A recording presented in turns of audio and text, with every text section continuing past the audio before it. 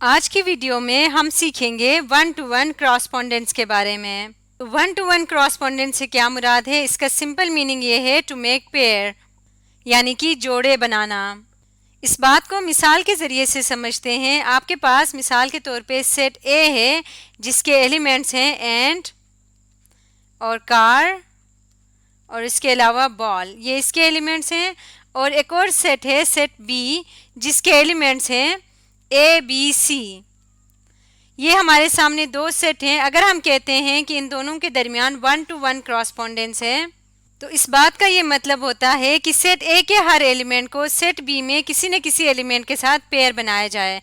मिसाल के तौर पे अगर हम ये रूल रखते हैं कि इस तरह से पेयर बनाना है कि इनका स्टार्टिंग वाला जो अल्फ़ाबेट है उसके साथ उस वर्ड का पेयर बने, तो इसका मतलब ए पेयर बनेगा एंड पेयर बनेगा ए के साथ।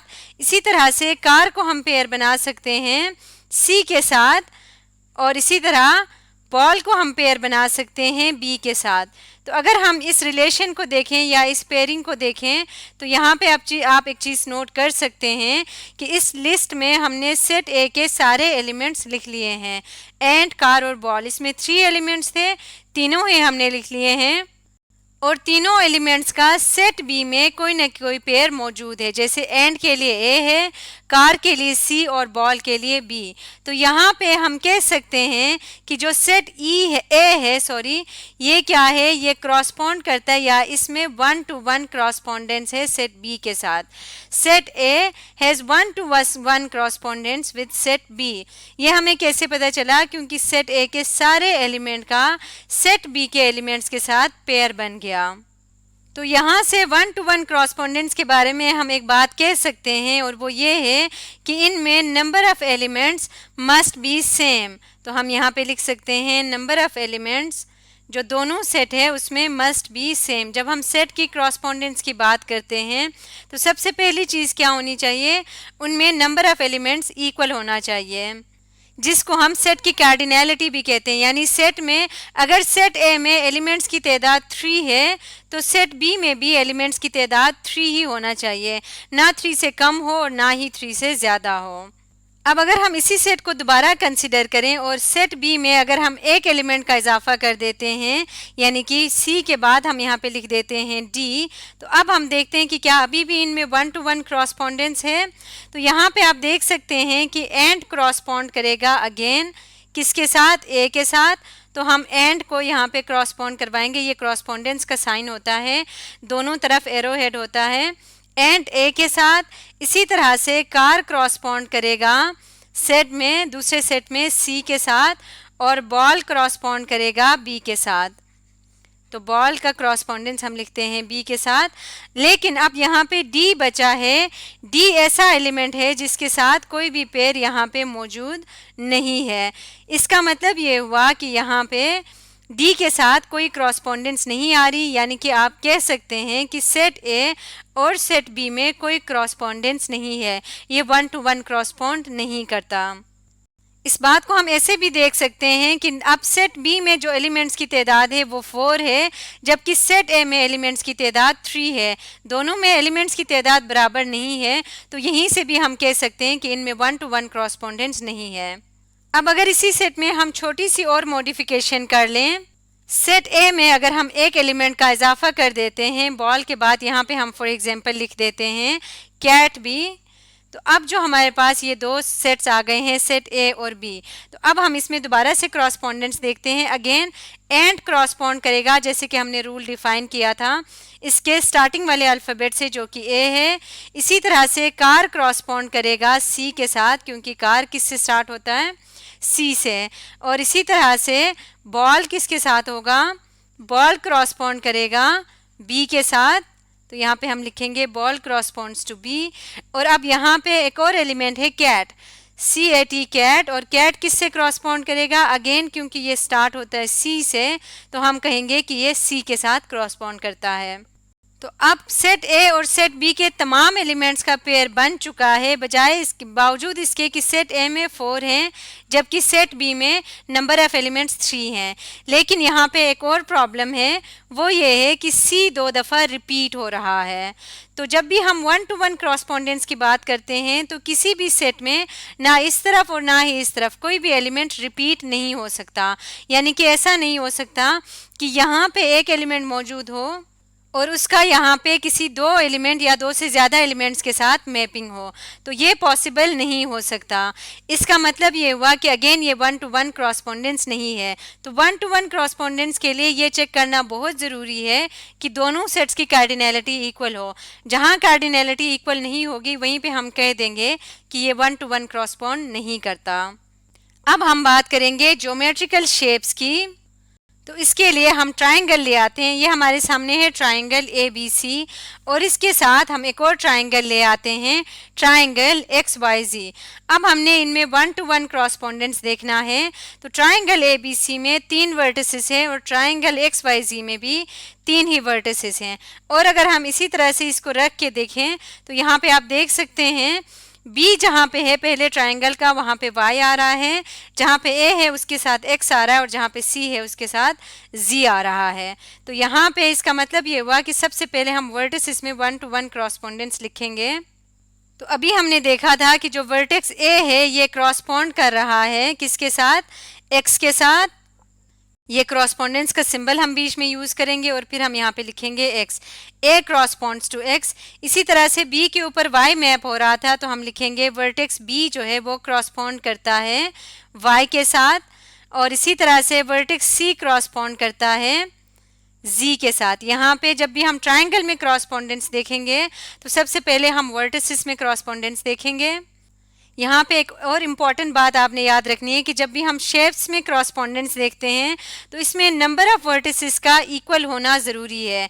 अगर कोई 2 शेप्स ऐसे हैं जिनमें वर्टिसेस की तादाद इक्वल नहीं है तो हम उनमें 1 to 1 क्रॉसपोंडेंस नहीं चेक करेंगे। जब वर्टिसेस में क्रॉसपोंडेंस हम देख लेंगे तो उसके बाद हम क्या करेंगे, हम ट्राइंगल में क्रॉसपोंडेंस लिखेंगे। तो हमारे सामने ये 2 ट्राइंगल्स है, ट्राइंगल ए बी सी पहले ट्राइंगल का नाम है, हमने इस तरह से उसका नाम लिखा है ए बी सी, और उसके बाद सेकेंड ट्राइंगल है यानी कि ये ट्राइंगल क्रॉसपोंड कर रहा है। जब हम पहले ट्राइंगल का नाम लिख लेंगे तो सेकेंड का नाम लिखते वक्त हमने उसी ऑर्डर को फॉलो करना है, यानी इसी तरह से ही हमने चलना है ताकि क्रॉसपोंडेंस मेंटेन रहे। तो हम यहाँ पे लिखेंगे X Y Z. So triangle A B C is corresponding to triangle X Y Z. Correspondence का हरगिज़ ये मतलब नहीं होता कि वो ट्राइंगल्स इक्वल हैं या सेम हैं या उनके साइड्स या एंगल इक्वल हैं। क्रॉसपोंड का मतलब ये होता है कि हम हर क्रॉसपोंडिंग साइड्स का या वर्टिसेस का पेयर बना सकते हैं। तो यहाँ पे इन दोनों ट्राइंगल्स का हमने पेयर बनाया। जब हम ट्राइंगल में क्रॉसपोंडेंस लिखेंगे तो अब हम साइड्स में क्रॉसपोंडेंस लिखेंगे, सेम इसी ऑर्डर को फॉलो करते हुए। सबसे पहली साइड कौन सी आ रही है, साइड ए बी। तो हम यहाँ पे लिखेंगे ए बी साइड, और ए बी लिख के ऊपर लाइन लगाना, इसका मतलब होता है लाइन सेगमेंट। तो लाइन सेगमेंट जो कि एक साइड है ट्राइंगल की, ए बी साइड, इस क्रॉसपोंडिंग टू, यहाँ पे इस ऑर्डर में कौन सा साइड आ रहा है, एक्स वाई आ रहा है। तो हम यहाँ पे लिखेंगे A B corresponds to X Y. इसी तरह से नेक्स्ट है बी सी, उसके बाद बी सी साइड आ रहा है, तो बी सी साइड क्रॉसपोंड कर रहा है यहाँ पे वाई जी साइड के साथ। और उसके साथ ही नेक्स्ट हम देखेंगे सी ए क्रॉसपोंड कर रहा है किसके साथ, दूसरे ट्राइंगल में सी ए साइड क्रॉसपोंड कर रहा है जेड एक्स के साथ। तो यहाँ पे हम लिखेंगे जेड एक्स। इस तरह से हमने इस ट्राइंगल के साइड्स में भी क्रॉसपोंडेंस लिख लिया। अब ये एक यूनिक पेयर डिफाइन हुआ है जिसमें वर्टेक्स ए वर्टेक्स एक्स के साथ पेयर बन गया, बी वाई के साथ, सी जेड के साथ, triangle A B C triangle X Y Z के साथ, और ये साइड्स भी आपस में क्रॉसपोंड कर रहा है। जहाँ पे भी ये वाला सिंबल आता है इसका मतलब होता है कि वो उनमें 1 to 1 क्रॉसपोंडेंस है। तो किसी भी 2 ट्राइंगल्स में क्रॉसपोंडेंस हम 3 डिफरेंट तरीकों से कर सकते हैं। ये फर्स्ट मेथड हमने देखा कि ये ट्राइंगल ए बी सी और ये ट्राइंगल एक्स वाई जी। अब हम सेकेंड मेथड देख लेते हैं। अब अगर हम इन्हीं ट्राइंगल्स को दोबारा ले लें, पहले वाले ट्राइंगल की पोजीशन फिक्स रखें और दूसरे को अगर हम फ्लिप कर दें, इस तरह से घुमा दें, तो अब इन दोनों ट्राइंगल्स में क्रॉसपोंडेंस चेंज हो जाएगी। अब मैं इस ट्राइंगल को उठा के इसके ऊपर रखूं तो यहाँ पे आप देख सकते हैं कि जहाँ पे B है उसके साथ Z आ रहा है, जहाँ पे C है उसके साथ X, और A की जगह ऊपर टॉप पे Y है। तो अब हम दोबारा से इसमें 1 to 1 क्रॉसपोंडेंस लिखते हैं। इस केस में जब हम कहेंगे कि ये दोनों ट्राइंगल्स 1 to 1 क्रॉसपोंड कर रहे हैं, तो इसका मतलब क्या होगा, A क्रॉसपोंड करेगा वर्टेक्स Y के साथ, और इसी तरह से B क्रॉसपोंड करेगा वर्टेक्स Z के साथ, और C क्रॉसपोंड करेगा वर्टेक्स X के साथ। जब हम ये क्रॉसपोंडेंस डिफाइन करेंगे, यहाँ पे हम कह सकते हैं ट्राइंगल ABC क्रॉसपोंड करेगा ट्राइंगल YZX के। अब इसका ऑर्डर चेंज हो गया है, YZX बन गया, तो यहाँ पे लिखेंगे YZ और X के साथ। तो इन दोनों ट्राइंगल्स में जब हम क्रॉसपोंडेंस देखेंगे, हम कहेंगे कि साइड AB जो है वो क्रॉसपोंड करता है, उसमें 1 to 1 क्रॉसपोंडेंस है किसके साथ, साइड AB का क्रॉसपोंडेंस है साइड YZ के साथ, तो यहाँ पे हम YZ लिख लेंगे। इसी तरह से साइड BC का क्रॉसपोंडेंस है, BC इज 1 to 1 क्रॉसपोंडेंट टू किस साइड के साथ है, ZX के साथ है, यहाँ पे हम ZX लिख लेते हैं। और इसी तरह से साइड CA का 1 to 1 क्रॉसपोंडेंस होगा साइड XY के साथ, तो यहाँ पे लिखेंगे CA क्रॉसपोंड्स टू XY। तो ये हमने सेकेंड केस डिस्कस कर लिया है। जब हम पहले ट्राइंगल को फिक्स रख के सेकेंड को फ्लिप करते हैं, तो हमारे सामने इस क्रॉसपोंडेंस की यानी कि ट्राइंगल की पोजीशन चेंज होगी, तो इनमें क्रॉसपोंडेंस भी चेंज हो जाएगा। अब हम थर्ड केस देखते हैं।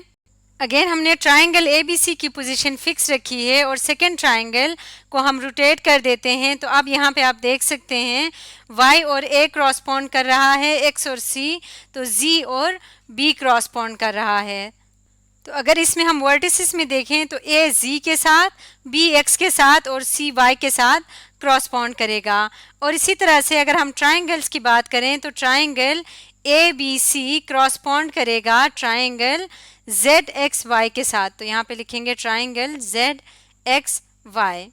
और अगर हम साइड्स को देखें तो AB क्रॉसपोंड करेगा साइड ZX के साथ, इसी तरह से BC क्रॉसपोंड करेगा साइड XY के साथ, और इसी तरह से साइड CA क्रॉसपोंड करेगा साइड YZ के साथ। तो ये थर्ड केस है। जब हमने इसको मज़ीद रोटेट किया तो किसी भी ट्राइंगल में क्रॉसपोंडेंस के ये 3 डिफरेंट केसेस हो सकते हैं। तो आज की वीडियो में हमने 1 to 1 क्रॉसपोंडेंस के बारे में पढ़ा।